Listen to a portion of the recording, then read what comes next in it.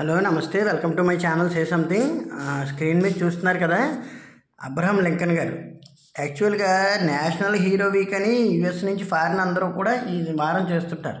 But అనుకోకుండా ఈ డేట్లలో కూడా ఇంత గొప్ప పెద్దవాళ్ళు, అలాగే వాళ్ళకి సంబంధించిన ప్రెసిడెంట్స్ వాళ్ళందరిది కూడా పుట్టినరోజు జరగడం ఆ మధ్యన కూడా రొనాల్డ్ రేగన్ గారితో చేశాను. ఆ తర్వాత ఇంకో వేరే ఎవరితో ఉంది, వారిది కూడా మనం చేయాలనుకున్నాం కానీ టెక్నికల్ ప్రాబ్లమ్స్ చెల్లిపోయింది. బట్ ఈ విధంగా చూసుకుంటే ఇవాళ వీరి పుట్టినరోజు అబ్రహం లింకన్ గారిది. ఆయన బోర్న్ వచ్చి ఫిబ్రవరి 12, 1809, అంటే 1809 ఫిబ్రవరి 12న పుట్టారు ఇవాళ. అబ్రహం లింకన్ గారు అంటే చాలా ఫేమస్ మనకి. అంటే అమెరికా ప్రెసిడెంట్గా చాలామంది పనిచేశారు, కానీ లింకన్ గారు పనిచేసిన తక్కువ సమయమైనా ఆయన స్టైల్స్ కానీ, అంటే ఆయన ఉండే విధానం కానీ, ఆయనకు సంబంధించిన చాలా మటుకు విషయాలు బయటకు వినబడుతుంటాయి. నువ్వేనా ప్రెసిడెంట్ ఎవరన్నా ప్రధానమంత్రి అవుతుంటే నువ్వేనా అబ్రహం లింకన్ అనుకుంటున్నావా, అమెరికా ప్రధాని అయిపోదాం అనుకుంటున్నావా, వెటకారం పడేవారు చిన్నప్పుడు. అంటే ఎంతోమంది రొనాల్డ్ రేగన్ అంతమంది గొప్ప వాళ్ళు పనిచేశారు, విన్స్టన్ చర్చిల్ లాంటి వాళ్ళు అందరూ. బట్ ఇలా కాదు, ఆయన లింకన్ గారు అనేవి ప్రధానమైన ముద్ర వేశారు. దానికి వేయడం గల కారణాలు కూడా చాలా ఉన్నాయి. ఇక వీరు పుట్టింది మనం అనుకున్నాం కదా ఫిబ్రవరి 12, 1809 అని. ఆయన ఎక్కడ పుట్టారంటే హౌజెన్విల్లీ అనే ఒక చిన్న ప్రాంతంలో, స్టార్డిన్ అనే ప్రాంతం. ఇప్పుడు అది అప్పట్లో కంట్రీగా ఉండేది, ఇప్పుడు అది లార్యూ కంట్రీ. అంటే లార్యూ కంట్రీ అంటే LARUE. లార్యూ అనే ఒక చిన్న ప్రత్యేక దేశంగా ఏర్పడింది. కెంటక్కీ అంటారు దాన్ని. అది యుఎస్లో ఉందన్నమాట. ఇంత ప్రాంతానికి సంబంధించి అక్కడ హౌజెన్విల్లీ అనే ఒక చిన్న ప్రాంతంలో చాలా చిన్న షెడ్లో పుట్టారు ఆయన. చాలా చిన్న షెడ్, అంటే మనకి పాకలు లాంటి, మనం ఊళ్ళో చిన్నప్పుడు ఉంటే పాకలు లాంటి చాలా పేదరికంలో పుట్టారు పాపం. తర్వాత ఆయన కాలం చేసింది అయితే మనకి ఏప్రిల్ 15, 1865. అది దాని గురించి ఎదరు వివరం చెప్పుకుందాం. అలాగే ఈయన గురించి వివరాలు చెప్పుకోవాలంటే చిన్నప్పటి నుంచి పేదరికంలో పుట్టినప్పటి నుంచి ఆయన పుట్టిన ప్రాంతం కూడా మనకి ఎక్కడంటే స్ప్రింగ్ఫీల్డ్, మిసిసిపి నది ఉన్న ప్రాంతంలో పుట్టారు. మనకి మిసిసిపి నది అనేటువంటిది అమెరికాకి మన గంగా నది ఎలాంటిదో మనకి అక్కడ మిసిసిపి నది అటువంటిది. అంటే చాలా ప్రాచీనమైన చరిత్ర ఉంది దానికి. అంటే భూమి మీదకి వాటర్ వచ్చినప్పుడు అది కూడా వచ్చిందని వాళ్ళు నమ్ముతారు. అంటే అంతలాగా అనమాట. మిసిసిపి ఒకటి, ఇటలీలో చిలీ నది ఒకటి, మనకి గంగా నది ఇలాగ ఎలా ఉన్నాయి అలాగే అక్కడ. అలాగే ఇంకా కొన్ని ఉన్నాయి, కొలరాడో, నైలు, అలాగే సింధు నది పరివాహక ప్రాంతాలు అలాగనమాట. అవన్నీ గోదావరి నది కూడా ఇప్పుడు పుట్టిందో మనం చెప్పలేం. అలాగా గంగా నది అనేటువంటి ఆవిర్భించినప్పుడు ఇలా రకరకాలుగా ఆవిర్భవించిందని రకరకాల చోట్ల పేర్లు ఉన్నాయి. అలా మిసిసిపి స్ప్రింగ్ఫీల్డ్లో అనమాట ఆ హౌజెన్విల్లీ అనే ప్రాంతంలో పుట్టారు ఆయన. ఆ విధంగా చూసుకుంటే స్టడీకి పెద్దగా చదివేవారు కాదు. దానికి తోడు ఈయన పేరెంట్స్ ఎవరంటే థామస్ లింకన్, అలాగే నాన్సీ హ్యాంక్స్. ఈ నాన్సీ హ్యాంక్స్ అన్న ఆవిడ పాపం ఇతనికి ఒక 9 సంవత్సరాలు ఉండగానే ఆ తల్లి, మొదటి తల్లి గారు చనిపోయారు. అంటే ఇతని తల్లి. తర్వాత ఇంకో ముగ్గురినైనా ఇంకొక ఆవిడని పెళ్లి చేసుకున్నారు వీళ్ళ నాన్నగారు థామస్ గారు. ఆవిడకి మరో 3 పిల్లలు అన్నమాట. ఆ 3 పిల్లల్లో కూడా లింకన్ గారు చాలా బాగా చూసేవారు. అంటే వాళ్ళందరినీ కూడా తన సొంత వాళ్ళలాగా చూడడం. అలాగే ఆవిడంటే చాలా ప్రాణం ఉండేది లింకన్ గారికి. అంటే సవితల్లి అంటే మనం అనుకుంటాం కదా, ఓ విధంగా స్టెప్ మదర్ అంటారు. ఆ విధంగా ఆవిడంటే చాలా అభిమానం ఉండేది. ఆవిడ కూడా మిగతా 3 పిల్లల సంగతి పక్కన పెట్టి లింకన్ గారిని ఎందుకు అభిమానంగా చూసి, ఆయనకి చదువు వచ్చేది కాదు పెద్దగా, కానీ ఆయన చదవడానికి ఇష్టపడేవారు. అంటే చాలామంది మనం గమనిస్తాం, పరీక్షలు రాయరు కానీ చదివేటప్పుడు మంచి జ్ఞానం ఉంటుంది. వాడిని అడుగుతుంటే ఎక్కడెక్కడి నుంచో విషయాలు బయటపడుతూ ఉంటాయి. అలాంటి జ్ఞానం గల వ్యక్తి అనమాట లింకన్ గారు. ఆయనకి ఎక్కువగా ఆవిడ గమనించారు. అంటే తనకి స్కూల్కి వెళ్ళడానికి ఇంట్రెస్ట్ లేదంటే తండ్రి తిట్టేవాడు. అలా కాదండి, వాడికి స్కూల్కి వెళ్ళడానికి ఇంట్రెస్ట్ లేదంటే అక్కడ పరీక్షలు అవి ఇంట్రెస్ట్ ఉండవు. బట్ ఇలా కాదు, కుర్రాడికి ఇంకేదైనా ఇంట్రెస్ట్ ఉందాం అనుకున్నాను. ఆయనకి చరిత్ర పుస్తకాలు చదవడం బాగా అలవాటు ఉండేది. అది ఆవిడ కొనిచ్చి, అంటే చిన్నవి సేకరించి అది ఇచ్చి అవన్నీ చదవమంటూ ఉంటే అవన్నీ బాగా చదివేవారు ఆయన. అంటే తన హిస్టరీ, తన చుట్టూ ఉండేవాళ్ళు ఎలా ఎదిగారు అవన్నీ చదువుతుండడం. అలాగే లాకి సంబంధించి, అంటే వ్యవస్థకి సంబంధించి కూడా ఎక్కువ బుక్స్ చదివేవారు ఆయన. ఆ విధంగా ఆయనకి ఏమైందంటే రాజకీయం అని, చుట్టుపక్కల వాతావరణ పరిస్థితులని, అలాగే చిన్నప్పటి నుంచి కూడా ఆయన ఒక విధంగా చెప్పుకోవాలంటే ఆయన్ని యంగ్ ఇన్వెంటర్ అంటారు. ఓ విధంగాను ఆయన ఒక ఇన్వెంటర్ అనమాట. అంటే ఇన్వెంటర్ అని కూడా మనం చెప్పుకోవచ్చు. ఎందుకంటే ఇక్కడ యుఎస్ ప్రెసిడెంట్ అయిన ఏకైక ఇన్వెంటరు, అంటే ప్రెసిడెంట్ అయిన ఇన్వెంటర్ అని ఎలా చెప్పాలి దీన్ని మనం. అంటే ప్రధానమంత్రి అయిన చాలామందికి ఇలాంటివి ఏమీ తెలియవు, కానీ ప్రధానమంత్రి అయ్యాక కూడా ఇన్వెంటర్ అయిన ఏకైక పర్సన్ లింకన్ గారే. ఆయన ఎందుకంటే పేటెంట్ తీసుకున్నారు. లిఫ్ట్ బోట్స్ అని రివర్లో ఉండేవి, అంటే మనకి నదుల్లో ఉండే రివర్ బోట్లకి లిఫ్ట్ బోట్స్కి సంబంధించిన డివైజెస్, ఆ డివైజెస్ అన్నీ కూడా ఆయన కనిపెట్టారు చాలా వరకు. అంటే ఎలా వెళ్తుంది దానికి ఏమేమి భాగాలు కావాలనేటువంటి దాని మీద పేటెంట్ పొందారు. So is the young inventor అని కూడా అనేవారు. అంటే అంత ఆయన పెద్ద ఆయన అయ్యారని కాదు, ఆయన ఏదైనా సరే యంగ్ స్టేజ్ నుంచి కూడా అలాగ అన్ని విషయాల్లోనే అవగాహన పెంచుకున్నారన్నమాట. ఆ విధంగా ప్రెసిడెంట్ అయ్యాక కూడా ఆయన ఇన్వెన్షన్ తీసుకోవడంతో ఆయనకు ఒక్కరికే ఆ సార్థకనామం ఉండిపోయింది. అలాగే వయసులో ఉన్నప్పుడు ఈయన రెజ్లింగ్ ఛాంపియన్.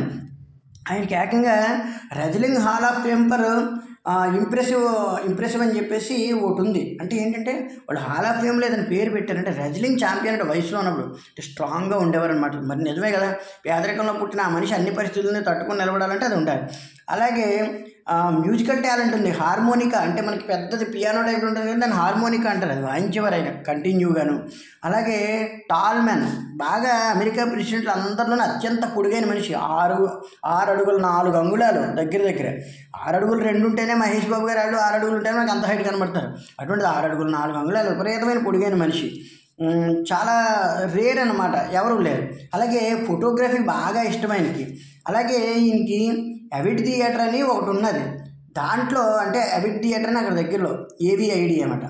ఆ థియేటర్లో ప్రత్యేకంగా పెర్ఫార్మెన్స్లు ఇచ్చేవారు. ఇంక నాటకాలు వేయడం ఇష్టం. చెప్పాను కదా, అంటే తనకి పరీక్షలు రాయడం చదవడం పట్ల పెద్ద ఇంట్రెస్ట్ లేదు కానీ అన్ని రకాల అంశాల పట్ల అవగాహన ఉంది, పరిస్థితుల పట్ల మంచి మంచి విషయాలు ఉన్నాయి. అలాగే చెప్పులు కుట్టుకునే అబ్రహం లింకన్ అంటే వాళ్ళ ఫాదర్ కొంచెం అన్ని రకాల పనులు చేసేవారు. ఆయన కూడా చాలా పేదరికలు పుట్టారనుకున్నందుకు వంద పోషించడానికి, పిల్లలను పోషించడానికి మిగతా వాళ్ళని.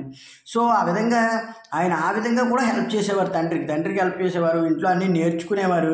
సో ఏ విధంగా చూసుకున్నా కూడా ఆయన చాలా గొప్పగా ఎదిగారు ఆ విషయంలో. అలాగే మ్యారేజ్ అయ్యాక స్పౌస్ వచ్చి మేరీ టాడ్ 1842లో మ్యారేజ్ చేసుకున్నారు. ఆమెని చిల్డ్రన్స్ వచ్చి రాబర్టు, ఎడ్వర్డు, బిల్లీ, టాడ్ అదనమాట. ఈ విధంగా 4 పిల్లలు. పేరెంట్స్ గురించి చెప్పుకున్నాం. అలాగే ప్రెసిడెంటు 1861, 1865 మధ్యన అయ్యారు ఆయన. అప్పటికి ముందు ఇంకా కొన్ని విషయాలు ఉన్నాయి. అదేంటంటే పొలిటికల్గా చూసుకుంటే విగ్ అనే ప్రాంతం ఇది యాక్చువల్గాను, అంటే విగ్ పార్టీ WHIG పార్టీ దానికి ఏదో అబ్రివేషన్ ఉంది. ఆ WHIG పార్టీ అనేది తర్వాత రిపబ్లికన్ పార్టీగా మారింది అమెరికాలో. దాంట్లో ఈయన 1856 నుంచి ఉన్నారు. ఆ తర్వాత 1856 తర్వాత ఇది రిపబ్లికన్ పార్టీ అయిపోయింది. అంటే వీరు చేరిన తర్వాత అది అలాగ అయ్యింది. యూఎస్ ప్రెసిడెంట్గా 1861 నుంచి 1865 పనిచేసిన మధ్యలో ఈయన ముందర ఏం చేసేవారంటే 1834 to 1842 అంటే వయసులో ఉండగానే ఇలియన్స్ స్టేట్ అంటే ఇల్లినాయిస్ స్టేట్ అనేటువంటిది ప్రాంతం అన్నమాట. అక్కడే అనుకున్నాం కానీ మిసిసిపి నది ఉన్న ప్రాంతం ఇల్లినాయిస్ స్టేటు. ఆ ఇల్లినాయిస్ స్టేటు లెజిస్లేటర్గా వర్క్ చేశారు ఫస్ట్. తర్వాత 1849లో యుఎస్ రెస్పాన్సిబుల్ ఫ్రమ్ ఇల్లినాయిస్ అంటే రిప్రజెంటేషన్ అంటే ఒక యుఎస్ రిప్రజెంటేటివ్గా కూడా 1849లో వర్క్ చేశారు ఇల్లినాయిస్ ప్రాంతం నుంచి. అలాగే స్ప్రింగ్ ఫీల్డ్ ప్రాంతంలో లాయర్గా ప్రాక్టీస్ చేశారు, వర్క్ చేశారు ఆ టైంలోనే. చాలా పెద్ద అంటే 1854 ఆ టైంలో లాయర్గా వర్క్ చేశారంటే అప్పటికే లా పూర్తి చేశారు ఆయన. అంటే లా ప్రాక్టీస్ అంటారు దాన్ని. వాళ్ళలో ఎగ్జామ్స్ అవి తర్వాత రాసుకుంటారు కానీ ఆ విధంగా చదువుకుని ఆయన అన్ని రకాలుగా కూడా తను ఇంప్రూవ్ చేసుకున్నారు. మొదట్లో చదువురాని మనిషి చదువుకొని ఆ తర్వాత అన్నీ తాను ఎదుగుతున్న కొద్ది ఇంప్రూవ్ చేసుకుని తీరు అద్భుతం అనమాట. తర్వాత 1860లో స్టీఫెన్ ఏ డగ్లస్ అని ప్రత్యర్థి పార్టీ డెమోక్రటిక్ పార్టీ ఉన్న వ్యక్తి మీద తిరిగి పోరాడి ఆయన గెలిచారు. ఆ విధంగా చూసుకుంటే 1861 నుంచి 1865 ఈలోపు సివిల్ వార్ రావటం, ఆ సివిల్ వార్కి అనుగుణంగా అలాగే చిన్నప్పటి నుంచి స్లావరీకి ఎగెనిస్ట్గా వర్క్ చేశారు. బానిసత్వానికి ఎగెనిస్ట్గా ఆయన ఎన్నో పుస్తకాలు రాశారు. ప్రతిసారి కూడా ప్రదర్శనలు ఇచ్చేవారు. ఇకపోతే వీరు గన్ షాట్ ద్వారా చనిపోయారు 1865లో. అంటే ఏ విధంగా అంటే జాన్ విల్క్స్ బూత్ అని, అంటే జాన్ విల్క్స్ బూత్ అతని పేరు. అతను యాక్చువల్గా ఒక యాక్టరు అంటే ఒక స్పై, మేరీల్యాండ్ ప్రాంతానికి సంబంధించిన ఒక గూఢచారి లాంటివాడు అనమాట. అతనికి ఈ విధానాలు నచ్చలేదు. విధంగా డెమోక్రటిక్ పార్టీకి సపోర్ట్ ఉండేవాడు. విధానాలు నచ్చక ఒకనొక సందర్భంలో ఒక రోజు అంటే 1865లో ఓ రోజున వచ్చి ఉదయం మార్నింగ్ 10-15కి ఆయన వెళ్ళి ఆ థియేటర్లో కూర్చుని ఎవిడ్ థియేటర్ అన్నాం కదా, అక్కడికి వెళ్ళి ఏదో మాట్లాడుతుండగా వెనక నుంచి వచ్చి షూట్ చేశారు. లింకన్ గారు ఆ వేళ తగిలిన దెబ్బలకి మర్నాడు ఉదయం 7:22కి అంటే మార్నింగ్ 7:22కి చనిపోయారు. ఆ విధంగా గన్ షాట్ ద్వారా చనిపోయిన రెండో వ్యక్తి. ఫస్ట్ ఎవరో అనుకున్నాం కదా రొనాల్డ్ రీగన్ గారు, ఇంకో వ్యక్తి ఎవరో కానీ ఉన్నారు. మొన్న మధ్యన వీడియో కూడా చేసుకున్నాం. ఆయనే కూడా గన్ షాట్ ద్వారానే చనిపోయారు. చాలామంది మన అంటారు కానీ మన దేశంలో ఆయనని ప్రతి దేశంలోని ప్రధానమంత్రుల పరిస్థితి అదే. ఇప్పుడంటే సెక్యూరిటీ మారింది కానీ అప్పట్లో సెక్యూరిటీలు పట్టించుకోకపోవడం వల్ల జరిగిన పనులు అన్నమాట ఇవన్నీ.